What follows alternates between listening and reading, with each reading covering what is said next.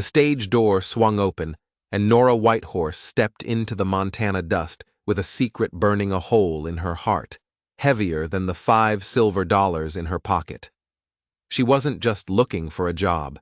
She was looking for answers. She'd come 300 miles from the reservation school, a place that tried to scrub the Apache out of her, but couldn't scrub out her father's last words. "Find the truth," he'd whispered. "It's buried in Cedar Ridge." Now she stood there, winter coming fast, her money almost gone, and the stares of the town folk burning into her back like brands. The teaching position in Helena had been a lie, a wild goose chase to get her this far north. The real destination was always this dusty, forgotten town, and a man named Jack Morrison. Jack Morrison had buried one wife. He told himself he wasn't looking for another, but his ranch house was drowning in grief, and his 10-year-old daughter, Emma, was growing as wild as the prairie grass. The last 3 washerwomen had fled, spooked by the isolation, the strange noises in the night, or Emma's rage-fueled tantrums. He stood outside the general store, reading the notice board with eyes so tired they felt like sandpaper. 2 years. Sarah had been gone 2 years, taken by a fever that came on fast and hard. Too fast. The guilt was a physical weight, pressing down on him day and night. "Excuse me, sir." The voice was quiet, but it cut through his thoughts like a sharp knife. He turned. A young woman stood there, her dark eyes sizing him up. She was dressed in a worn traveling dress, her black hair pulled back tight, her face a striking mix of her ancestors. Apache, he guessed, and something else. Something that made her hold her chin up high. "I heard you asking about laundry help," she said, her gaze direct, unwavering.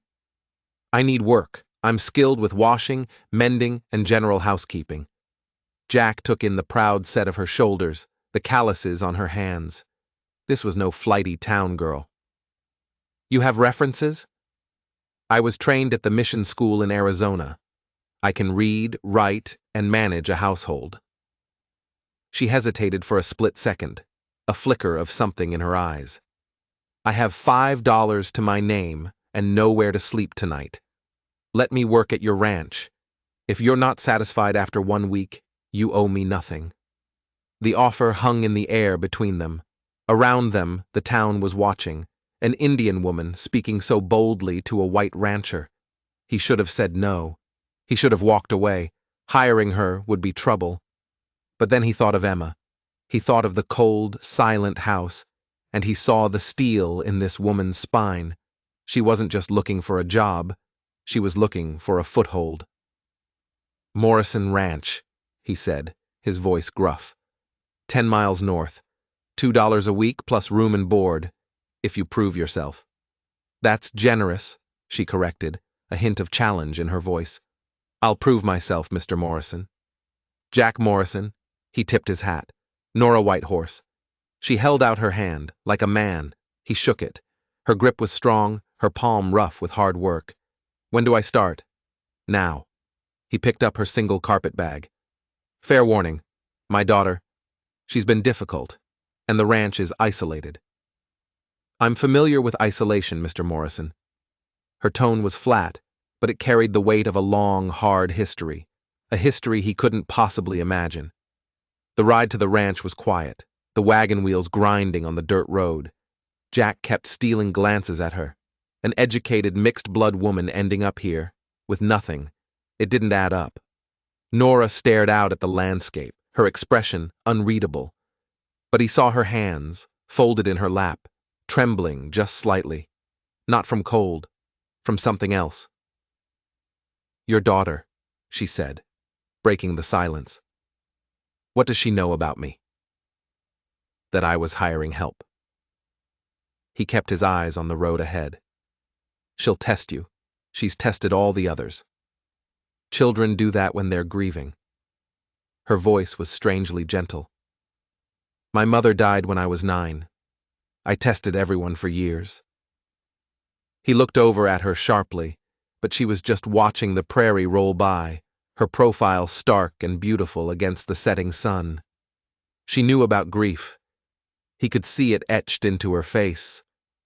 The ranch came into view, a collection of buildings huddled in a valley. It looked strong, well-maintained, but empty. A body without a soul. As the wagon rolled into the yard, a small figure appeared on the porch. Emma Morrison. Arms crossed, face smudged with dirt, her blonde hair a tangled mess. Her blue eyes, so much like her mother's, narrowed into slits. Another one? Emma's voice was pure venom. She won't last either. Emma Louise, mind your manners, Jack said, the weariness in his voice so deep it was part of his bones. Nora climbed down from the wagon, her movements smooth and sure. She walked right up to the porch, meeting the little girl's glare without flinching. You're right to be skeptical, Nora said, her voice calm and even. The others probably couldn't handle the work. Or the quiet. She took a step up so they were almost eye to eye. But I was raised carrying water 3 miles in the desert, and I survived a boarding school that tried to beat the Indian out of me. Your Montana ranch doesn't scare me, and neither do you. Emma was speechless. No one had ever spoken to her like that. You're Apache, Emma stated, not a question.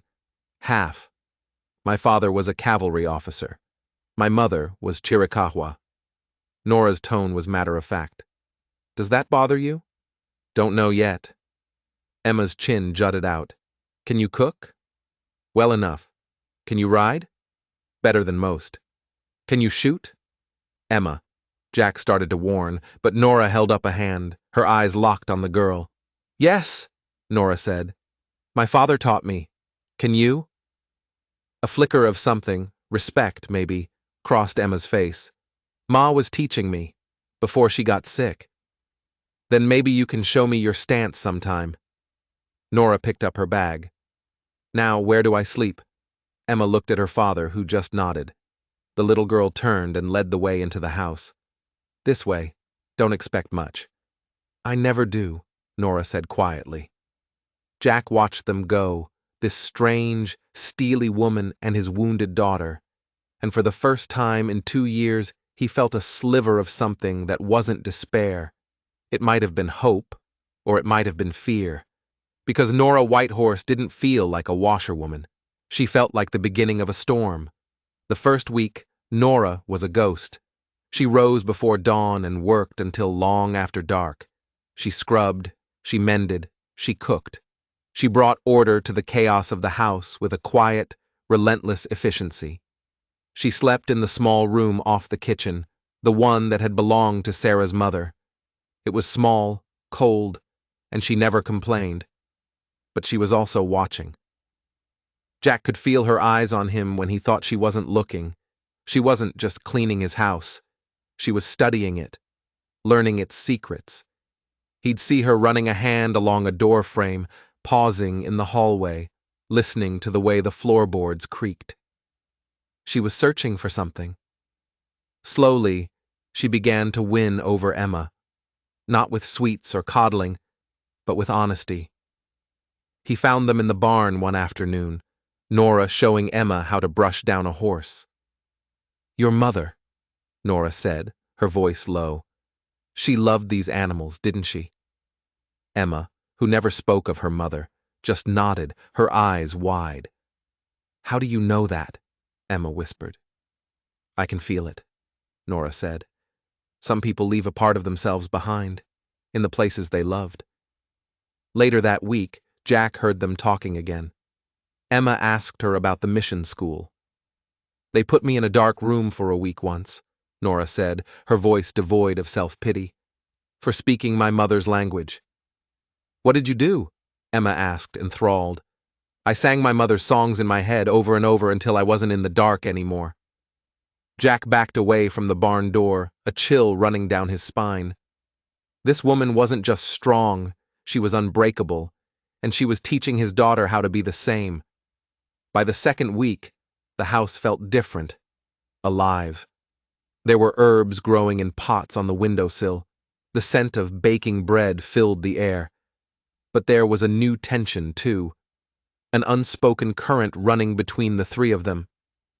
One night, Jack came into the kitchen late for a glass of water. Nora was sitting at the table, a single candle burning, staring at a small object in her hand. It was a tiny, carved wooden bird.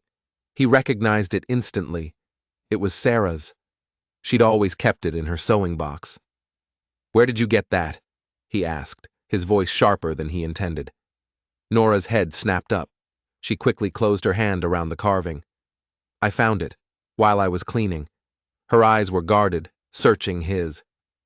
"It was my wife's," he said gruffly. "I know."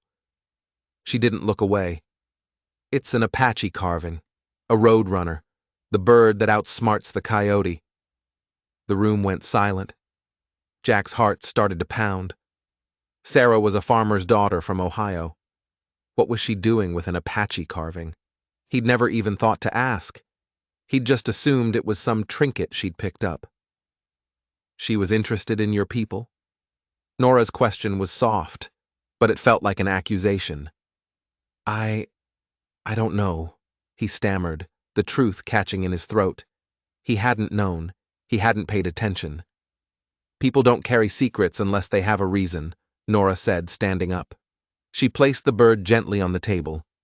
"Good night, Jack." He didn't sleep that night. He kept seeing that bird, that secret. The fever that had taken Sarah had been so sudden. The doctor had been baffled, but Jack had been too lost in grief to question it. Now, questions were all he had, and they were all pointing back to the woman sleeping in the room off his kitchen. Who was she? And what did she know about his wife's death? The first blizzard hit without warning, a wall of white that swallowed the world whole. It trapped them inside for 3 days, the wind howling like a hungry wolf. The forced closeness stretched the tension in the house until it was thin as glass. They played cards by the fire, the silence between them thick with unspoken questions. Emma, sensing the shift, grew quiet and watchful. On the second night, a floorboard creaked in the attic above them. Emma jumped. "It's just the wind," Jack said automatically. "It's not the wind," Emma whispered, her eyes wide with a fear that was old and familiar. "It's him." "Him who?" Jack demanded. Emma just shook her head, burying her face in Nora's side. Nora wrapped an arm around the girl, shooting Jack a look that was both protective and questioning. Later, after Emma was asleep, Nora cornered him by the fire. "Who is Emma afraid of?" she asked, her voice low and insistent. "No one. It's just the grief. It gives her nightmares." The lie tasted like ash in his mouth. "Don't lie to me, Jack." Nora's eyes burned with an intensity that stripped him bare. "That isn't a child's grief. That is terror. Something happened in this house. Something before I came. Something to do with your wife." He turned away, staring into the flames. "You don't know anything." "I know she had this," Nora said, and she held out the small carved bird again. "And I know she was afraid. I found her diary." The world stopped. Jack spun around, his blood running cold. "What?" "It was hidden, under a loose floorboard in my room." She held out a small leather-bound book. "She didn't die of a fever, did she, Jack?" He couldn't speak. The secret he'd carried for 2 years was staring him in the face. Sarah's diary wasn't about ranch life. It was about fear. She wrote about a man, a business partner of Jack's, named Silas Croft. A man with cold eyes and a cruel smile who wanted their land. He'd heard rumors of gold in the creek, and he was pressuring Jack to sell. Jack refused. So Silas started pressuring Sarah. He'd show up when Jack was gone. He'd walk into the house without knocking. He'd stand too close. He made her skin crawl. She wrote that she'd started learning self-defense from an Apache woman who lived on the edge of town, a woman who gave her the carved roadrunner for protection. The last entry was dated 2 days before she died. Silas was here again. He knows Jack will never sell. He said there are other ways to get what he wants. He looked at Emma. God, he looked at Emma. "I told him to get out, that I'd tell the sheriff." He just laughed. He said no one would believe an Apache woman's friend over him. I'm so afraid. I have to tell Jack tonight. But she never got the chance. That night, she'd fallen ill. A violent, sudden sickness. The doctor called it a fever. Jack, consumed by his own grief and shock, had believed it. He'd let Silas Croft offer condolences at the funeral, his cold hand on Jack's shoulder. And then, Silas had left town. Jack sank into a chair, the diary shaking in his hand. I didn't know. The words were a choked whisper. God, I didn't know. But you suspected something, Nora pressed, her voice relentless. You knew it wasn't right. That's the guilt you carry, isn't it? Not that you couldn't save her, but that you didn't ask why she needed saving.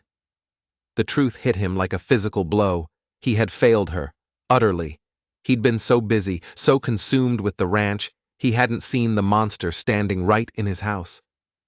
Why are you here, Nora? He asked, looking up at her, the pieces finally clicking into place.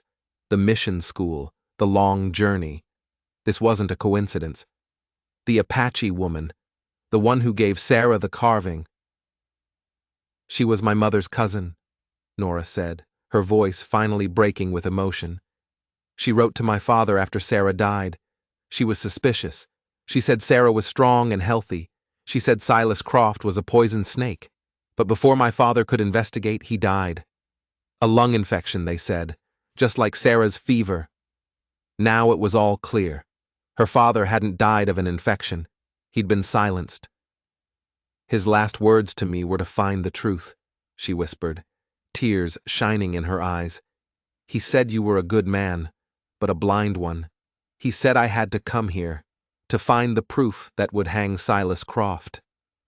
So she hadn't come for a job. She'd come for justice, for his wife. Before Jack could even process this earth-shattering revelation, the wind outside died down, and through the sudden silence, they heard it. The sound of a horse approaching. Then, a heavy knock on the front door. Jack and Nora froze, their eyes locking in shared panic. No one traveled in a blizzard. No one sane, anyway. Jack grabbed the rifle from above the mantelpiece. He moved to the door, Nora right behind him. "Who is it?" he called out. "Sheriff Carter," a voice boomed from the other side. "Open up, Jack. We need to talk." Jack glanced at Nora, his mind racing. The sheriff. Here. Now. It couldn't be a coincidence. He slowly unlatched the door. Sheriff Carter stood on the porch, covered in snow, his face grim. But he wasn't alone. Standing just behind him, a smug smile on his face, was a man Jack hadn't seen in 2 years. Silas Croft. Sheriff Carter wasn't there for a friendly chat. He was there on business. Silas Croft's business. "Jack," the sheriff said, his eyes flicking from Jack to Nora, lingering on her for a moment too long.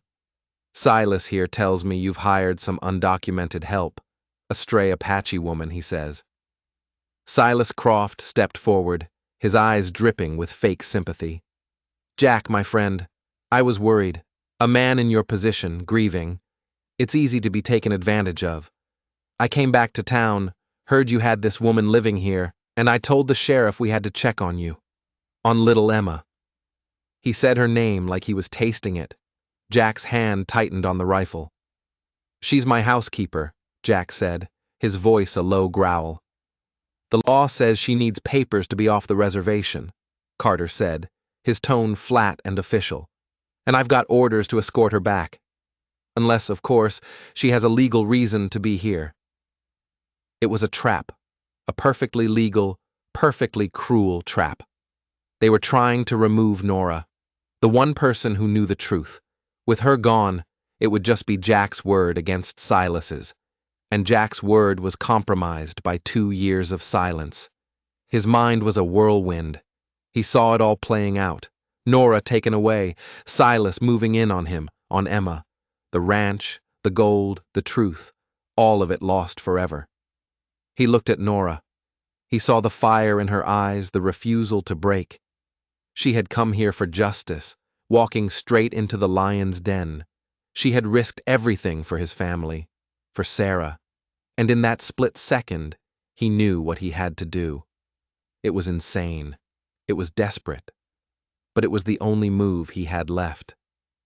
"She has a legal reason to be here," Jack said, his voice ringing with a certainty he didn't feel.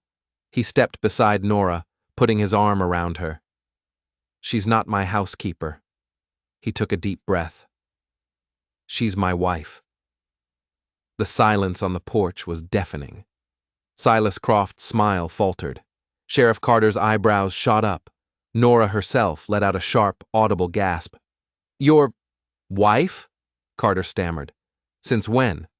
"Since I'm asking her right now," Jack said, turning to face Nora. He ignored the two men on the porch, ignored the howling wind, ignored the world. He looked into her shocked, beautiful eyes. "Marry me, Nora," he said, his voice low and urgent, meant only for her. "Not for the law, not for convenience. Marry me because you're the strongest person I've ever met. Because you've brought this house back to life. Because you've made Emma smile again. And because—" He swallowed, the truth raw and powerful in his chest. "Because I need you. I can't face this alone. We can't." He saw the conflict in her eyes, the shock, the fear, the calculation. This wasn't a proposal of love. It was a declaration of war, an alliance. "I'm half Apache," she whispered, the words a test. "People will talk." "Let them," he said fiercely. "I came here to uncover a murder, not to get married." "We'll do it together," he promised, "as partners, as husband and wife. With me, you have protection. With you, I have a chance at redemption. Please, Nora, say yes." He could see the wheels turning in her mind. This was her one chance to stay, to see this through, to get justice for her family and for his. A single tear rolled down her cheek, but her voice, when she spoke, was as strong as iron. "Yes," she said, "I'll marry you." Jack didn't dare breathe. He turned back to the stunned men on the porch. "You heard her. Now get off my land." Silas Croft's face was a mask of fury. He had been outmaneuvered. "This is a sham, Sheriff. You can't let him get away with this." Sheriff Carter looked from Jack to Nora, then back to Silas. He was a man who followed the law, but he wasn't a fool. He could smell the desperation and the danger in the air. "The law is the law, Silas. If they're married, she's got a right to be here." He tipped his hat, a strange, almost respectful look in his eyes. "Congratulations, I suppose. When's the ceremony?" "Tomorrow," Jack said, pulling Nora tighter against his side. "You're invited." The sheriff nodded, turned, and walked back to his horse, leaving Silas Croft standing alone in the snow, his face twisted with hate. He shot one last venomous glare at them before stomping off into the darkness. As the sound of their horses faded, the front door creaked open. Emma stood there, clutching her mother's carved bird. "You're staying?" she asked Nora, her voice small and hopeful. Nora knelt down, her composure finally breaking. "Yes," she choked out, pulling the little girl into a fierce hug. "I'm staying." Jack watched them, his heart a painful, hopeful knot in his chest. He had just tied his future to a woman he barely knew, in a desperate gamble to protect his family and uncover a murderer. He hadn't just gotten a wife. He'd just gained an ally, and he'd just made a mortal enemy of Silas Croft. The blizzard was ending, but the real storm was just about to begin. The wedding was a strange, tense affair. Pastor Williams conducted the ceremony in the ranch's front room, with only Emma and a couple of trusted ranch hands as witnesses. Nora wore one of Sarah's old dresses, a simple blue wool that she'd altered herself. She looked beautiful and terrified. Jack felt the same. When he slipped the simple gold band, his mother's, onto her finger, her hand was cold as ice. They were strangers, bound together by a lie that was meant to uncover a deeper truth. This wasn't a marriage. It was a pact. That night they sat in the kitchen, the silence stretching between them. Emma was asleep upstairs. The house was quiet. Too quiet. "Thank you," he said finally. "You don't have to thank me," she replied, not looking at him. "We both know what this is. An arrangement. To protect Emma. To get justice for Sarah." "I know." He paused. "But I meant what I said, Nora. About needing you." She finally looked at him, her dark eyes searching his face. Silas won't give up. This just made him more determined. "Then we have to find the proof," Jack said, leaning forward. "Sarah's diary is just her word. We need something more, something that ties him directly to her death." "Her friend," Nora said suddenly. "My mother's cousin. Her name was Ishani. She lived in a small cabin by the creek. Sarah wrote about her in the diary. Maybe she knew something more." "She's gone," Jack said, his heart sinking. "She left town right after Sarah's funeral. No one knew where she went." "Or she was scared away," Nora countered, "by Silas." A new kind of despair settled over Jack. It felt like every lead was a dead end, every path was blocked. Suddenly, a loud crash echoed from the barn. Jack was on his feet in an instant, grabbing the rifle. "Stay here. Lock the door." He ran out into the freezing night, his boots crunching on the fresh snow.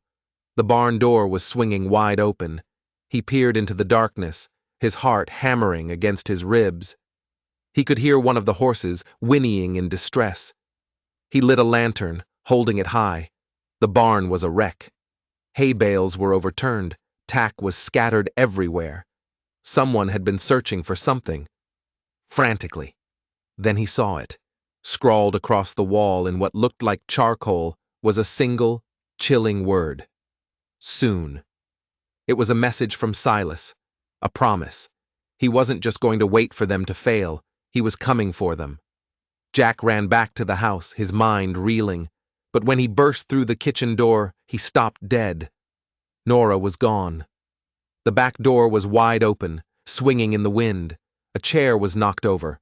On the floor lay a single dark feather. An eagle feather, the kind Nora sometimes wore in her hair. Panic seized him. Silas hadn't just left a message. He'd taken her. He had walked right into the house while Jack was in the barn. He had taken his wife. Jack's blood ran cold. This wasn't about the ranch anymore. It wasn't just about justice. It was a rescue. He grabbed more shells for the rifle, his hands shaking with rage. He had failed one wife. He would not fail another. But as he turned to run out the door, Emma appeared at the top of the stairs, her face pale with fear. "He was here," she whispered. "The bad man." "I know, sweetheart. Stay inside. Lock the doors. I'm going to get her back." "No," Emma said, her voice surprisingly firm. She started walking down the stairs, holding something out to him. It was the small carved roadrunner. "Nora told me, if anything ever happened. She said the roadrunner knows the way to the eagle's nest." Jack stared at the carving, confused. It felt like a riddle. "She showed me," Emma said, her small face set with determination. "She said Ma showed her." Emma walked to the fireplace and pointed to a single loose stone in the hearth. A stone Jack had never noticed in his life. He pried it open with the tip of his knife. Inside was a small, hollow space, and tucked inside, that was a folded piece of paper. It was a map, drawn in Sarah's hand. It was a map of their own land, the Morrison Ranch. It showed the creek, the barn, the house, and it showed a hidden path leading up into the rocky hills behind the property. A path that ended at a small, crudely drawn X. Next to the X, Sarah had written 2 words: Ishani's cave. Nora's friend hadn't left town. Sarah had hidden her. Right here, on their own land. And if Ishani was still there, she was the proof. She was the witness. It all clicked into place. Silas hadn't just taken Nora as a hostage. He knew about the witness. He must have tortured the information out of someone, or figured it out himself. He wasn't running. He was going to finish the job he'd started 2 years ago. He was going to silence Ishani for good. and he was taking Nora with him, a shield to keep Jack at bay. The roadrunner knows the way to the eagle's nest. Nora was the eagle, and the map was the way. It was a message, a desperate, brilliant message from beyond the grave. Sarah was helping them.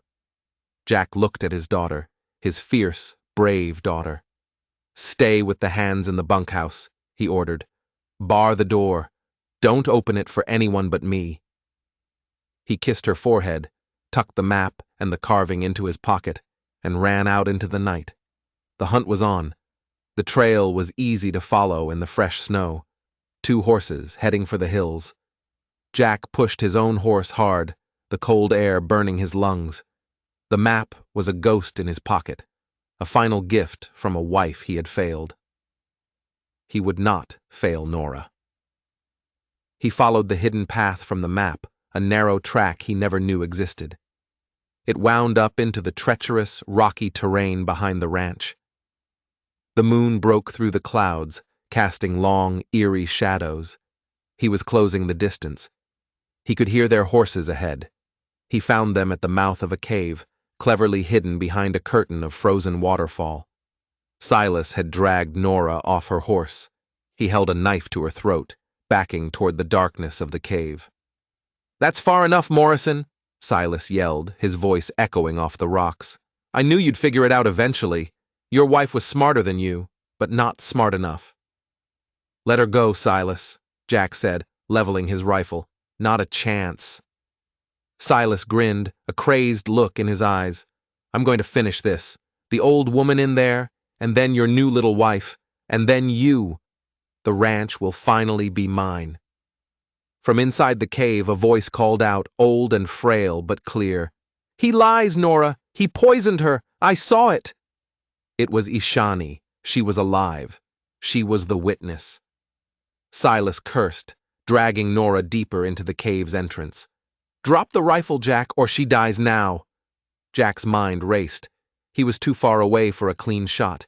If he fired, he could hit Nora. If he dropped the gun, they were all dead. Then he saw it. Nora's eyes. She was looking at him, and then she flickered her gaze upwards just for a second. Above the cave entrance, loosened by the recent melt and refreeze, was a massive overhang of snow and ice, an avalanche just waiting to happen. It was an insane risk, but it was the only one they had. He trusted her. "All right, Silas," Jack yelled, slowly lowering the rifle. "You win." As Silas's grin widened, Jack suddenly raised the rifle again, not at Silas, but at the ice shelf above him. He fired. Once. Twice. The crack of the rifle was deafening, but it was nothing compared to the groan of the ice. For a second, nothing happened. Then, with a sound like thunder, the entire overhang gave way. "Now!" Jack screamed. Nora didn't hesitate. She stomped down hard on Silas's foot and drove her elbow back into his ribs. He grunted in pain, his grip loosening for just an instant. It was all she needed. She threw herself to the side, rolling away as a torrent of snow, ice, and rock crashed down, completely burying the mouth of the cave. And Silas Croft with it. Silence. The only sound was the wind and their own ragged breaths. Jack ran to her. "Nora, are you hurt?" She was on her feet, bruised and covered in snow, but alive. "No, I'm all right." They stared at the wall of snow that now sealed the cave. Silas was gone, buried alive, a tomb of ice and rock. It wasn't the justice of a courtroom, but it was the justice of the frontier, swift, brutal, and final. A frail, elderly Apache woman emerged from a smaller secondary entrance to the cave that Jack hadn't seen. Her face was lined with age and sorrow. "You are the husband," she said, her voice raspy. "She was a good woman, your Sarah, brave. She fought him." "Ishani?" Nora asked, her voice thick with emotion. The old woman smiled, tears in her eyes. "Your mother would be proud of you, little eagle. You have her fire." They brought Ishani back to the ranch. In the warmth of the kitchen, she told them everything. How Silas had used a rare, fast-acting poison derived from a local root. something only the natives knew about. How he'd threatened to kill her too if she ever spoke of it. How Sarah had given her the map and told her to hide, to wait no matter what. The truth was finally out. The weight of 2 years lifted from Jack's soul. He looked across the table at Nora, who was holding a sleeping Emma in her lap. His wife, his partner, the woman who had saved them all. Later, when the house was quiet, he found her on the porch, staring up at the star-filled Montana sky. "It's over," he said quietly, standing beside her. "Yes," she said, "justice for Sarah, and for my father." He took her hand. It wasn't cold anymore. "This marriage," he started, his voice rough with emotion. "It started as an arrangement. A lie. But for me, Nora, it's become the truest thing in my life." She turned to face him, her eyes shining in the moonlight. "I have no idea what I'm doing, Jack. I've never been anyone's wife before." "Neither do I," he admitted with a small laugh. "Not like this, but we can learn, together." She rose on her toes and kissed him. It wasn't a pact or an arrangement. It was a promise. The beginning of a life forged not in convenience, but in courage, truth, and a fight for survival. Spring came, and with it, new life. The snow melted, washing away the last of the secrets and lies. Nora was pregnant, her belly swelling with the future. Ishani stayed with them, her presence a bridge between their two worlds, teaching Emma the stories and language of her people. Jack stood on the porch, watching Nora teach Emma how to gentle a foal, her laughter carrying on the warm breeze. He had thought his life ended the day Sarah died. He was wrong. It had been waiting for a new beginning, waiting for a woman with $5 silver, a secret in her heart, and the courage to dig for the truth. Salvation sometimes comes in the most unexpected ways. Sometimes it arrives dusty and desperate. And if you're lucky, if you're brave enough to let it in, it stays, and it becomes home. When their son was born that August, a boy with Jack's stubborn chin and Nora's deep, knowing eyes, they named him James, for the cavalry officer who had loved an Apache woman, and for the father who had sent his daughter on a quest for justice. A new generation, born from the truth, ready to build a future on the hard-won soil of the Morrison Ranch. If you enjoyed this story of survival and justice on the frontier, don't forget to hit that subscribe button and turn on notifications so you never miss an episode. Let us know in the comments what you thought of Nora's incredible courage. Your support means the world to us and helps us keep these stories alive.